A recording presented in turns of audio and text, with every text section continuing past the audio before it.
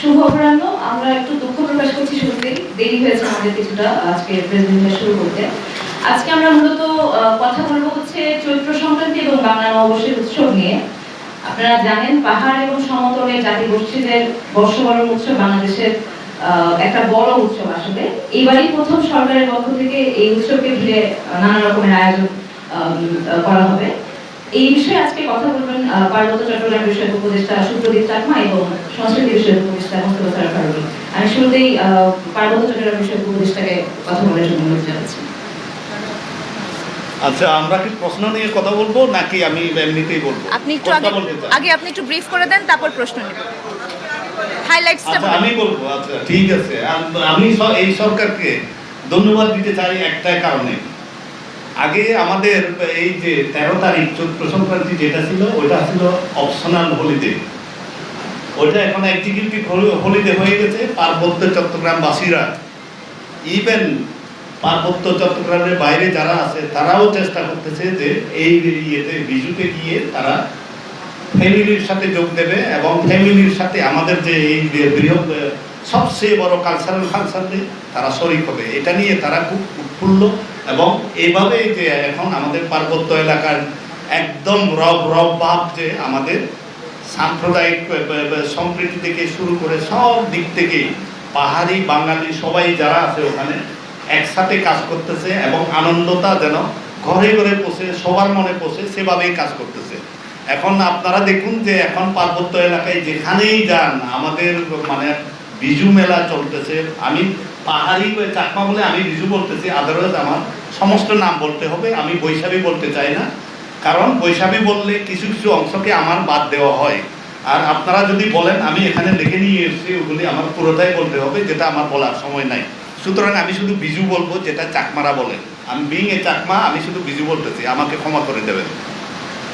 So এখন প্রত্যেকটা জায়গায় রাঙ্গামাটি বলেন, খাগড়াছড়ি বলেন এবং বান্দরবান বলেন, এবং আপনারা যদি উপজেলাতেও যান, বিভিন্ন কমিউনিটিতে যান, আপনারা এখন গিয়ে দেখবেন যে গিলা খেলা হচ্ছে, তারপরে এই যে বলি খেলা হয় আমাদের এলাকায়, অন্যান্য ট্রেডিশনাল যে গেমগুলি আছে সেগুলি হচ্ছে। আমরা পার্বত্য মন্ত্রণালয়ের পক্ষ থেকে যতটুকু পারি আমরা এই যে এই অনুষ্ঠানগুলি করার জন্য বিভিন্নভাবে সাহায্য সহযোগিতা যতটুকু পারি আমি দিয়েছি, এখনও দিচ্ছি। এপার্ট ফ্রম দ্যাট আমি আপনাদেরকে বলতে পারি, এই যে আমার যে 3টা জেলা পরিষদ আছে, এই 3 জেলা পরিষদের মাধ্যমে আমি 200 করে 600 টন আমি দিয়েছি, খাবার দিয়েছি তাদেরকে অথবা সাহায্য দিয়েছি। এবং এছাড়াও আমি আমার যে জেলা এই ডিস্ট্রিক্ট অ্যাডমিনিস্ট্রেশন আছে তাদেরকেও আমি 150 টন করে আমি 450 টন খাদ্য দিয়েছি। পার্বত্য এলাকায় যেন তারা কখনো যেন কখনো মনে না করে যে সরকার পার্বত্য এলাকা থেকে বিচ্ছিন্ন। আমরা ওটা চিন্তা করছি না, আমরা সবাইকে যেভাবে পারি সাহায্য এবং সহযোগিতা করতেছি। পার্বত্য চট্টগ্রামে আপনারা জানেন এই সময়ে এই যে বিজু মানে কি, বিজু মানে হচ্ছে একটা পাজনটা হচ্ছে বিভিন্ন তরকারির সংমিশ্রণে একটা করবে, যেটা আমরা খুব এনজয় করি। অ্যাপার্ট ফ্রম দ্যাট কালচার এবং কাস্টমারি আরও অনেক কিছু রয়ে গেছে, এগুলি মোটামুটি এখন প্রচলিত অথবা চলমান রয়েছে এখন থেকেই। আজকে হচ্ছে 9 তারিখ, 10, 11, 12 তারিখে আমাদের হবে, ফুল বিজু হবে। আর 14 তারিখে হবে আসল বিজুটা, যেটাকে আমরা মূল বিজু বলি। আর এরপরে নববর্ষ যেন আমাদের সবার ভালোভাবে আছে সেভাবেও প্রস্তুতি চলতেছে বিভিন্নভাবে। আমাদের কাস্টমারির যে হ্যাটম্যান কারবারি, ইভেন আমাদের রাজা মহোদয়রা 3 রাজা মহোদয়রাও এই লাইনে সবাইকে উদ্বুদ্ধ করতেছে যে আমরা লেট আস এনজয় টুগেদার। এবং সাথে সাথে আমি এটাও রিকগনাইজ করবো যে আমার ওখানে যারা বাঙালি যারা আছে, ট্রেডিশনাল বাঙালি তো আছেই, মানে ট্রেডিশনাল বলতে এটাই বলতেছি, আগে থেকে যারা বাঙালিরা ওই এলাকায় ছিল তারাও খুব এনজয় করে এবং তারাও এটাকে নিজের একটা অনুষ্ঠান হিসেবে চালাচ্ছে এবং চালিয়ে নিয়ে যাচ্ছে। তবে এখানে আমি আমার মাননীয় যে অ্যাডভাইজার মহোদয় আছেন, কালচারাল মহোদয়, এইবারে আমাদের পার্বত্য এলাকাকে এবং অন্যান্য প্লেনল্যান্ডে যে জাতিগোষ্ঠীগুলি রয়েছে তাদেরকে আরেকটা নতুন মাত্রায় আমাদেরকে সংযোজন করে দিয়েছেন। আমি ধন্যবাদ জানাই আমার প্রিয় এই যে সংস্কৃতি অ্যাডভাইজার মহোদয়কে। উনি আমাদের সবাইকে নিয়ে পার্বত্য এলাকার যে 11টা জাতিগোষ্ঠী আছে, প্লাস আমরা বলি 12টা জাতিগোষ্ঠী আছে, দ্যাট ইনক্লুড মেজরিটি পিপল যে বাঙালিরা আছে এদেরকে নিয়ে উনি আমাদেরকে এখানে একটা অনুষ্ঠান করতেছেন, যেখানে আই হোপ আমি যদি ভালো থাকি আমি ওই অনুষ্ঠানে আমি নিজেও যোগ দেবো, উনি তো থাকবেনই, ওটা ওনার প্রাণের অনুষ্ঠান, আমারও প্রাণের অনুষ্ঠান। সুতরাং আমরা দেখি কিভাবে সুন্দর করতে পারে এই দেশটাকে দুনিয়াতে, কিভাবে আমরা এস্টাবলিশ করতে পারি যে আমাদের সংস্কৃতি আছে, আমাদের কালচার, বিভিন্ন কালচারগুলি খুবই ভাইব্রেন্ট, এবং এই সাম্প্রদায়িক একটা উচ্ছলতা থেকে আমরা যে অসাম্প্রদায়িক উচ্ছলতা থেকে আমরা যেন সবার ভাই ভাইয়ের মতো আমরা একসাথে চলাফেরা করতে পারি, এটা আমাদের মূল মন্ত্র। এবং এটাই এই যে বৈষম্য বিরোধী আন্দোলন এটাকেই করে দিয়েছে, সাহায্য করতেছে এবং সাহস যোগাচ্ছে যে একসাথে আমরা থাকবো এবং বাংলাদেশের স্বপ্নতা এভাবে আমরা নিজেদের কাছে এবং বিশ্বের কাছে তুলে ধরতে চাই। এই বলে আমি সংক্ষিপ্ত যেটা বলার দিলাম, এখন প্রশ্ন থাকলে অন্য জিনিস। প্রথমে আমি সুপ্রদীপ দাকে ধন্যবাদ জানাতে চাই। আমরা যে এবার অল ইনক্লুসিভ একটা নতুন বছর উদযাপন করতে যাচ্ছি চৈত্র সংক্রান্তি সহ, এটা পেছনে অনেক দিনের ব্রেন স্টর্মিং কাজ করেছে এবং দাদার সঙ্গে অনেক রাতের পর রাত, ঘন্টার পর ঘন্টা আমরা আলোচনা করেছি যে কী করে এটাকে আমরা আরও ইনক্লুসিভ করতে পারি। এবং আমরা খুব আনন্দিত যে সকল জাতিগোষ্ঠী এটাকে সাদরে গ্রহণ করেছে। আমি আমাদের সংস্কৃতি মন্ত্রণালয়ের সহযোগিতায়, পরোক্ষ বা কিছুটা প্রত্যক্ষ সহযোগিতায় যে অনুষ্ঠানগুলো হচ্ছে, অথবা কিছু সরাসরি বেসরকারি উদ্যোগে হচ্ছে কিন্তু ফ্ল্যাগশিপ প্রোগ্রাম আমাদের নতুন বছরে, সেগুলো বলার আগে আমি একটু জাস্ট অল্প কিছুক্ষণের জন্যে অল্প কথায় আমাদের কালচারাল পলিসির ফিলসফিটা বলতে চাই, যে কোন জায়গা থেকে কেন আমরা এই কাজগুলো করছি। সরি, আপনারা খেয়াল করবেন যে আমাদের সরকারের গৃহীত সব ব্যবস্থার মূলে আছে দুইটা জিনিস, একটা হচ্ছে কালচারাল হিলিং এবং আরেকটা হচ্ছে কালচারাল ইনক্লুসিভনেস। কালচারাল হিলিং মানে হচ্ছে, আপনারা জানেন যে আমরা দীর্ঘদিন বিভাজিত ছিলাম, এই বিভাজনের ফলে সমাজের একটা গোষ্ঠীর সঙ্গে আরেকটা গোষ্ঠীর দূরত্ব, সংশয়, অবিশ্বাস এগুলো তৈরি হয়েছে। এই হিলিংয়ের কাজটা আমরা ইতিমধ্যে করছি। আপনারা খেয়াল করেছেন যে এবার দেশ স্বাধীন হওয়ার পরে 54 বছরের ইতিহাসে প্রথমবার শিল্পকলা একাডেমি চাঁদ রাতে ঈদের অনুষ্ঠান করেছে।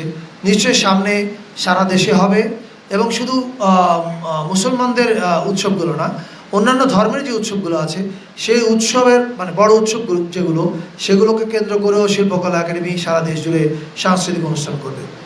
পাশাপাশি নতুন বছরের যে অনুষ্ঠান এবং চৈত্র সংক্রান্তি, সেখানে আপনারা দেখেছেন যে আমরা সকল জাতিগোষ্ঠীকে একসাথে নিয়ে এক জায়গায় উৎসব করার চেষ্টা করছি। এটার মূল কারণ ওই একই জিনিস, কালচারাল ইনক্লুসিভনেস। বাংলাদেশ আমাদের শক্তি এবং সৌন্দর্য হচ্ছে আমাদের বৈচিত্র্যে, এবং এই বৈচিত্র্যটাকে আমরা সেলিব্রেট করতে চাই, দ্যাট ইজ আওয়ার ফিলসফি। এবার যদি আমরা প্রোগ্রামের তালিকার কথা বলি, এবারে চৈত্র সংক্রান্তি, আসলে আপনারা জানেন যে ট্র্যাডিশনালি বাঙালিরা চৈত্র সংক্রান্তি পালন করত, এবং আমাদের যে অন্যান্য জাতিগোষ্ঠী যারা আছে, চাকমা, মারমা, গারো, যত জাতিগোষ্ঠী আছে, তাদের প্রত্যেকেরই আসলে মূল অনুষ্ঠানটা চৈত্র সংক্রান্তিকে ঘিরে হয়। ফলে আমাদেরও এবারের জাতীয় উৎসবগুলো চৈত্র সংক্রান্তি থেকে শুরু হচ্ছে। চৈত্র সংক্রান্তি উপলক্ষে আমাদের শিল্পকলা একাডেমির আয়োজনে দেশের 12টা জেলায় সাধু মেলা হচ্ছে। সেখানে সাধু সঙ্গ হবে এবং আধ্যাত্মিক গানের অনুষ্ঠান হবে। এছাড়া চৈত্র সংক্রান্তি উপলক্ষে ঢাকা শহরে শিল্পকলা একাডেমির আয়োজনে একটা কনসার্ট হচ্ছে সোহরাওয়ার্দী উদ্যানে। এই কনসার্টটা আমরা আশা করব অনেক বড় একটা কনসার্ট হবে, অনেক মানুষ অংশগ্রহণ করবে। সেখানে গান গাবে হচ্ছে, এখানেও ইনক্লুসিভিটির ব্যাপার থাকবে। গান গাবে F minor Garo band, La Rong Marma band, Imang Tripura band, unity Khasia band, invocation Chakma band. এছাড়া বাঙালিদের মধ্য থেকে থাকছে Miles, Warfaze, Vikings, avoid Rafa, Dalchhut, Lalon ও স্টোন ফ্রি। এটা হচ্ছে চৈত্র সংক্রান্তির বড় অনুষ্ঠান ঢাকার। চৈত্র সংক্রান্তিতে ঢাকায় আরেকটা বড় অনুষ্ঠান হবে, সেটা হচ্ছে নবপ্রাণ আন্দোলনের উদ্যোগে শিল্পকলা একাডেমিতে দিনব্যাপী ধামা নৃত্য, গান, ভিডিও প্রদর্শনী এবং সন্ধ্যায় বাউল ও ফকিরি গান। এছাড়া আরেকটা উৎসবের কথা আমি বলতে চাই, আমরা শুধু ঢাকা এবং পাহাড়ের কথা যে ভাবছি তা না, আমরা আসলে একদম রিমোট জায়গাতেও মানুষ যেন উৎসব করতে পারে সেটার দিকেও আমরা খেয়াল রাখছি। আপনারা জানেন যে শ্রীমঙ্গল বা মৌলভীবাজার ওই এলাকায় আমাদের অনেক চা শ্রমিক কাজ করেন, তাদের অন্যতম উৎসবটা হচ্ছে ফাগুয়া উৎসব। সো ফাগুয়া উৎসব উপলক্ষে আমি নিজেও যাচ্ছি 12 এপ্রিল সিলেটে, এবং এই উৎসবটাতে এবার সংস্কৃতি মন্ত্রণালয় প্রত্যক্ষভাবে যুক্ত আছে তাদের সঙ্গে সহযোগিতায়। এবার আসি হচ্ছে আমরা নববর্ষের দিনের অনুষ্ঠান। নববর্ষের দিন ঐতিহ্যগতভাবে যে অনুষ্ঠানগুলো হয়, যেমন ছায়ানটের অনুষ্ঠান, সেটা হচ্ছে সুরের ধারার অনুষ্ঠান হচ্ছে, কিন্তু সুরের ধারার অনুষ্ঠানে একটু পরিবর্তন এসছে। তারা আগে করতো হচ্ছে চিনমতি সম্মেলন কেন্দ্রে, কখনো লালমাটিয়া কলেজে, এবার তারা করবে হচ্ছে রবীন্দ্র সরোবরে, অনেক একটু বড় জায়গায়, যাতে এটা ধানমন্ডির নাইবারহুড উৎসব হয়ে ওঠে। এবং সুরের ধারা সরকারের ইনক্লুসিভ নীতিকে সমর্থন করে তারা তাদের অনুষ্ঠানে এই প্রথমবারের মতো অন্য জাতিগোষ্ঠীর শিল্পীদেরকেও রাখছে, তারাও তাদের গান পরিবেশন করবে। অর্থাৎ শুধুমাত্র বাংলা গান থাকছে না সুরের ধারাতে এবার। আর নববর্ষের দিনের একটা বড় আয়োজন আমরা জানি, শোভাযাত্রা। সেই শোভাযাত্রা এবার বাঙালি বাদে 27টা জনগোষ্ঠী অংশগ্রহণ করছে। চাকমা, মারমা, ত্রিপুরা, তঞ্চঙ্গা, লুসাই, পাংখোয়া, বম, রোদ, চাক, খিয়াং, এরকম 27টা জনগোষ্ঠী। এবং তারা প্রত্যেকেই তার তার নিজের সংস্কৃতি নিয়ে, নিজের পোশাকে, নিজের বাদ্যযন্ত্র, আবার কেউ আধুনিক বাদ্যযন্ত্র নিয়ে আসবে। মারমাদের একটা গিটার স্কুল আছে, ব্রিলিয়ান্ট গিটার স্কুল, ওরা 15-20 জন গিটার প্লেয়ার নিয়ে আসছে, ইয়াং ছেলে মেয়ে, বাঁশি বাদকরা আসছে। ফলে এরা প্রত্যেকেই তাদের নিজ নিজ কালচারকে রিপ্রেজেন্ট করবে এই এবারে শোভাযাত্রায়। এছাড়া চারুকলা থেকে এরা সবাই যুক্ত হবে চারুকলা শোভাযাত্রায়। আর চারুকলা শোভাযাত্রায় প্রথমবারের মতো বাম্বা যোগ দিচ্ছে। আমরা কিছুক্ষণ আগে একটা প্রেস কনফারেন্সে এই কথাটা বলেছি, আমি আবার রিইটারেট করতে চাই। আপনারা খেয়াল করে দেখবেন যে এবারে ঈদ উপলক্ষে প্রধান উপদেষ্টা মহোদয়ের ফেসবুক পেজ থেকে একটা ঈদের ভিডিও পোস্ট করা হয়েছে। এখন ওই ঈদের ভিডিওটা দেখবেন যে কিছু দুঃখী মানুষের চেহারা, স্যাড পিপল, এবং সেই ভিডিওর ক্যাপশনে লেখা হয়েছে যে আমাদের দেশে প্রায় 12 লাখ মানুষ বিপদে পড়ে মেহমান হিসেবে আছে। ওই ভিডিওটার থিম ছিল এরকম যে এই মানুষেরা ওয়েট করছে, আমরা যখন সেলিব্রেট করছি আমাদের ঈদ, আমরা যেন মনে রাখি যে এই মানুষেরা ওয়েট করছে তাদের দেশে ফিরে ঈদ সেলিব্রেট করার।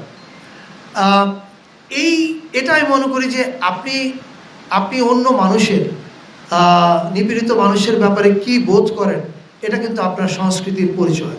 আমি মনে করি যে আমরা প্রধান উপদেষ্টা মহোদয় এটা ওনার পেজে শেয়ার করার মাধ্যমে এই সিগন্যালটা এবং এই বার্তাটা দিয়েছেন যে মানুষ নিপীড়িত, আমাদের আনন্দ বা উৎসবের দিনে যেন আমরা তাদেরকে ভুলে না যাই। এবারে শোভাযাত্রা যেটা হবে আমাদের চারুকলা থেকে যেটা বেরোবে, সেখানে প্রথমবারের মতো বাম্বা যোগ দিচ্ছে। বাম্বা মানে আমরা জানি যে রক মিউজিশিয়ানরা, এবং তারা যোগ দিচ্ছে একটা কজকে তারা এবার হাইলাইট করতে চায়।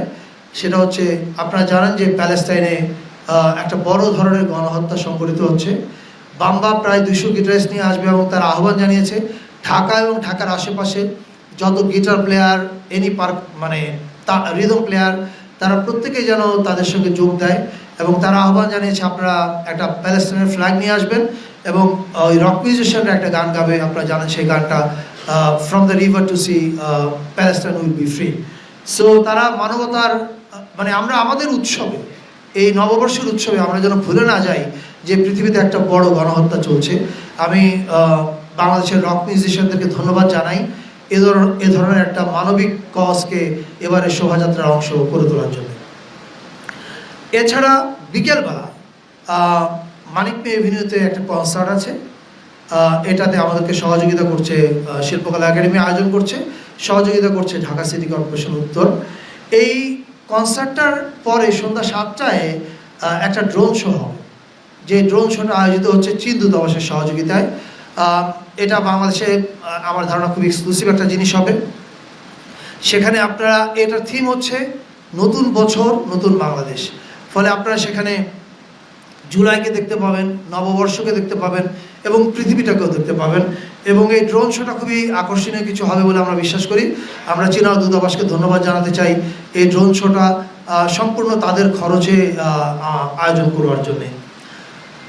এর বাইরে আমাদের বাংলা একাডেমিতে পহেলা বৈশাখে মেলা হচ্ছে বিসিকের আয়োজনে। আমরা শিল্প মন্ত্রণালয়কে ধন্যবাদ জানাই এই আয়োজনটাতে আমাদেরকে সাহায্য করার জন্য। এছাড়া বাংলাদেশের 30টা জেলায় বৈশাখী লোকনাট্য উৎসব হচ্ছে, 12টা জেলায় নববর্ষ উপলক্ষে অ্যাক্রোবেটিক শো হচ্ছে, 15 দিন ব্যাপী বৈশাখী মেলা করছে বাংলাদেশ লোক ও কারুশিল্প ফাউন্ডেশন। আর এর বাইরে আমাদের যে পাহাড়ে এবং সমতলে অনেকগুলো নৃগোষ্ঠী সেল আছে, এই সেলগুলো মেলা এবং উৎসবের আয়োজন করছে। এগুলো আমি আলাদা করে উল্লেখ করলাম না। আজকে থেকেই মিরপুরের বৌদ্ধ বিহারে উৎসব শুরু হচ্ছে 5টা ভিন্ন জাতিগোষ্ঠীর। সেখানে আজকে সুপ্রদীপদা থাকছেন, আগামীকাল আমি যাব। এরকম সারাদিন। এছাড়া রাঙামাটিতে মেলা চলছে, বান্দরবনে চলছে। ফলে আমি মনে করি এবারের উৎসবে, এবারের নতুন বছর এবং চৈত্র সংক্রান্তিতে আমরা সবাই মিলে এক হয়ে একটা নতুন বাংলাদেশ হয়ে ওঠার চেষ্টা করছি। এটাতে আমরা সবাইকে আরও যোগ দিতে আহ্বান জানাই এবং সাংবাদিক ভাই বোনদের আপনাদেরকে ধন্যবাদ। আপনারা আমাদের কথাগুলো প্রচার করার জন্যে আপনারা অনেক পরিশ্রম করেন। Thank you all. এটা হচ্ছে এই যে শোভাযাত্রা যে হবে, এবারে শোভাযাত্রায় আপনারা দেখবেন যে আমাদের বিভিন্ন জাতিগোষ্ঠী ব্লক বাই ব্লক আছে, যাতে দেখতে আপনারা পুরো কালারফুল ডিসপ্লেটা দেখতে পান, রাইট? তো আমাদের রক মিউজিশিয়ানরা তারা একটা ব্লকে থাকবে কোনো একটা জায়গায়, সেটা ঢাকা বিশ্ববিদ্যালয়ের চারুকলা বিভাগ এবং একটা ক্রিয়েটিভ ডিরেকশন সেল করা হয়েছে, শিল্পকলা একাডেমিও সেখানে যুক্ত আছে, ওরা মিলে ডিসাইড করবে।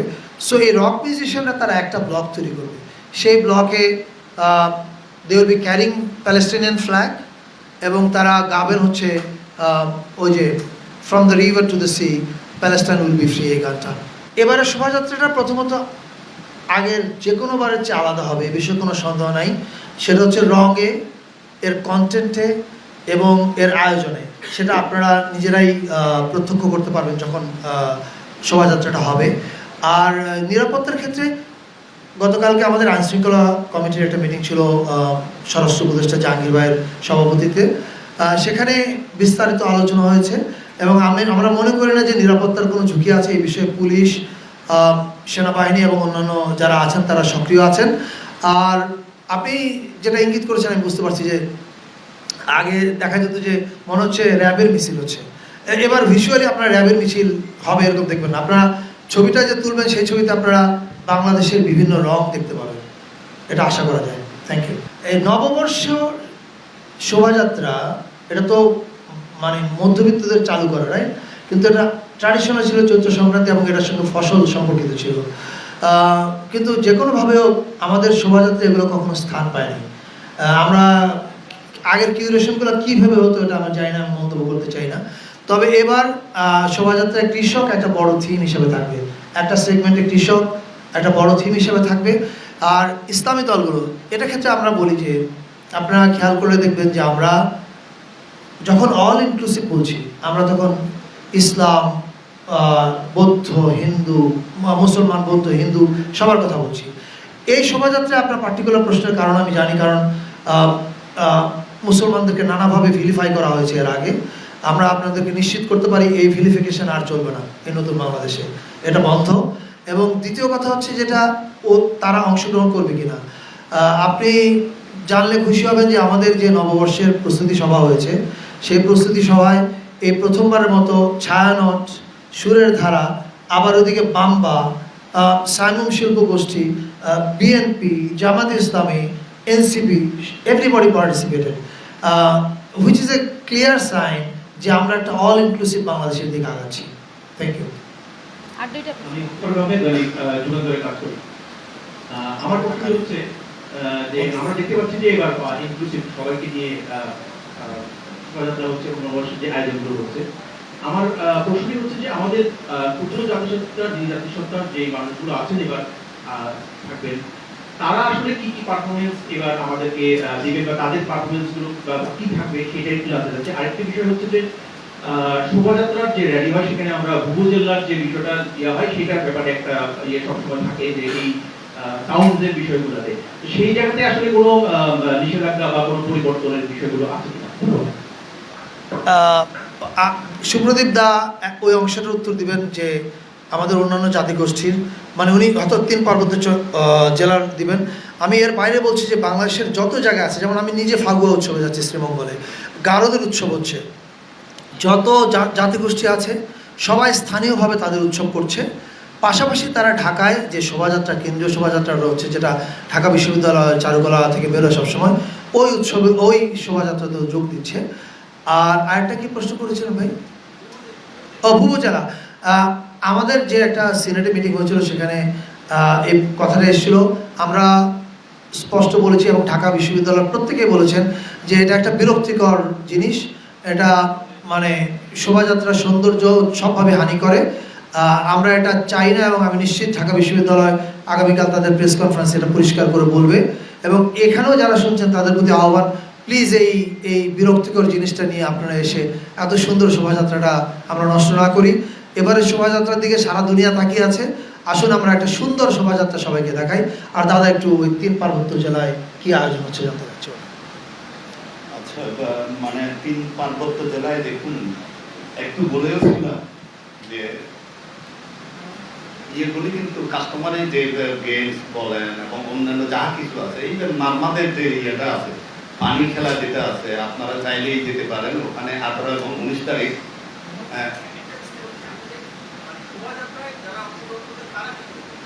এটা সিক্রেট, এটা পরে বলবো। আচ্ছা, এটা অনুভূতি পাচ্ছি না আর কি। তারপরেও বলি, আমি আপনাদেরকে দাওয়াত দিয়ে নিমন্ত্রণ দিয়ে রাখতেছি যে 18 এবং 19 তারিখ, 18 তারিখ বান্দরবনে আমাদের যে মারমাদের ট্রেডিশনাল যে পানি খেলা হয় সেটা হচ্ছে বান্দরবনে 18 তারিখ, 19 তারিখ হবে রাঙ্গামাটিতে, তারাই করবে। আর 12 তারিখ আপনারা চাইলে পানছড়ি যেতে পারেন, ওখানে হাজার হাজার লোকজন একসাথে ফুল বাসাবে পানছড়িতে। এটা হচ্ছে সাধারণত ওইটা খুব গর্জিয়াসলি হয়, আপনারা চাইলেই একটা ফটোশ্যুট নিতে পারেন। আপনার এছাড়া অন্যান্য জায়গায় হবে, রাঙ্গামাটিতে বেশ ভালোভাবে হবে, বান্দরবানেও খুব ভালোভাবে হবে, খাগড়াছড়ি সদরে অনেক ভালোভাবে হবে। আপনারা ফুল বাঁচানোটা একটু দেখে আসেন, 2টা স্ন্যাপ রেখে দেন, কাজ দেবে ভবিষ্যতের জন্য। Thank you. আমি আর একটু যুক্ত করে দাদার সঙ্গে, এই যে ফুল ভাসানোর কথা বললো 12 তারিখে, আজকে কিছুক্ষণ পরে আমার সঙ্গে তথ্য সচিব মহোদয়ের মিটিং আছে। সেই মিটিংয়ে আমরা কোন কোন অনুষ্ঠানগুলো প্রচার করা যায় আমাদের কাছ থেকে ওনারা আমাদের পরামর্শটা শুনতে চাচ্ছে। তো সেখানের মধ্যে কিন্তু আমরা এই 12 তারিখে যে পানছড়িতে ইয়েটা হয় সেটা আমরা ইনক্লুড করতে বলবো, কারণ এটা খুব এক্সক্লুসিভ অনুষ্ঠান। আর দাদা 18 তারিখে আপনাদেরকে যে অনুষ্ঠানে দাওয়াত দিয়েছেন, ওই অনুষ্ঠানে সুপ্রদীপ দা নিজে থাকছেন, কিন্তু উনি ষড়যন্ত্র করে আমাকে 17 তারিখের অনুষ্ঠানে দিয়েছেন।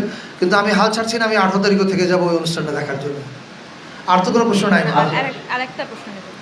আমি থেকে যাবো একদিন বেশি ওখানে। এই পাশে। হ্যাঁ, ওই যে দেন, মাইকটা দেন। হ্যালো, আসসালামু আলাইকুম, আমার নাম মনিরুজ্জামান উজ্জ্বল, আমি জাগরণ থেকে বলছি। মঙ্গল শোভাযাত্রার নাম পরিবর্তন নিয়ে একটা কথাবার্তা হচ্ছিল, এটার সর্বশেষ অবস্থা যদি জানান। আরেকটা বিষয় হচ্ছে, আপনি বলেছেন যে ইনক্লুসিভ সবাইকে নিয়ে করতে চান, এক্ষেত্রে ইসলামিক দলগুলো, বিশেষত আমি যদি বলি যে জামাতে ইসলামী, এই মঙ্গল শোভাযাত্রায় কোনো অংশগ্রহণ থাকছে কি? আমাদের প্রস্তুতি পর্বে আলোচনায় সবাই যুক্ত ছিলেন, কিন্তু আসলে তো কেউ এখানে কোনো ব্যানার নিয়ে যোগ দেয় না। আপনারা যদি ট্র্যাডিশনালি দেখেন, কোনো নির্দিষ্ট দলের ব্যানারে কেউ যোগ দেয় না, ফলে আমার মনে হয় না যে দলের ব্যানার নিয়ে কেউ যোগ দিবে। কিন্তু আমি নিশ্চিত এবারের উৎসব সবার অংশগ্রহণে হবে। আরেকটা প্রশ্ন কী ছিল জানো? মঙ্গল শোভাযাত্রার নাম কি হবে? এটা তো শোভাযাত্রা। এখন আপনারা জানেন যে এটার নাম একসময় ছিল, যশোরে যখন হয় তখন বর্ষবরণ শোভাযাত্রা, ঢাকা আসার পরে হলো বর্ষবরণ আনন্দ শোভাযাত্রা, এরপরে আবার এটাকে বানানো হলো মঙ্গল শোভাযাত্রা। তো এবার কি হবে এ বিষয়ে ঢাকা বিশ্ববিদ্যালয় তারা আলোচনা করছে, তারা সিদ্ধান্ত নিয়ে আগামীকাল জানাবে। Thank you. হ্যাঁ, শিডিউলটা দেওয়া যেতে পারে। আমার কপি তো নেই বেশি। আমরা আর প্রশ্ন নেব? না, দরকার নেই। আচ্ছা, আমরা 5টা প্রশ্নের কথা বলেছিলাম, 5টা হয়ে গেছে। পুরো প্রোগ্রামের যে শিডিউলটা আছে এটা আপনাদেরকে দিয়ে দেওয়া হবে। আমি আমাদের যে টিম ম্যানেজারের যে পেজটা আছে সেখানে এটা আপু, আমার একটা প্রশ্ন ছিল। আমরা একটা না। আচ্ছা, আরেকটা। আচ্ছা, Last ওই প্রশ্ন। আমি যেটা বলতে চাচ্ছি সেটা হচ্ছে যে গতকালকে বরিশালে একটা মন্দিরে একটা নাট্য অনুষ্ঠান ছিল, সেটা পুলিশ বন্ধ করে দিয়েছে, যে পরীক্ষার অজুহাতে যে আচ্ছা আমরা কিন্তু বলেছিলাম আজকের টপিকটা না, না, শুধু আমি শুভ নববর্ষ। নববর্ষই বলতেছি, সেটা হচ্ছে যে এরকম ভাবে বাংলাদেশে একটা সরকার বা মন্ত্রণালয়ের উদ্যোগে অনুষ্ঠান আয়োজন করা।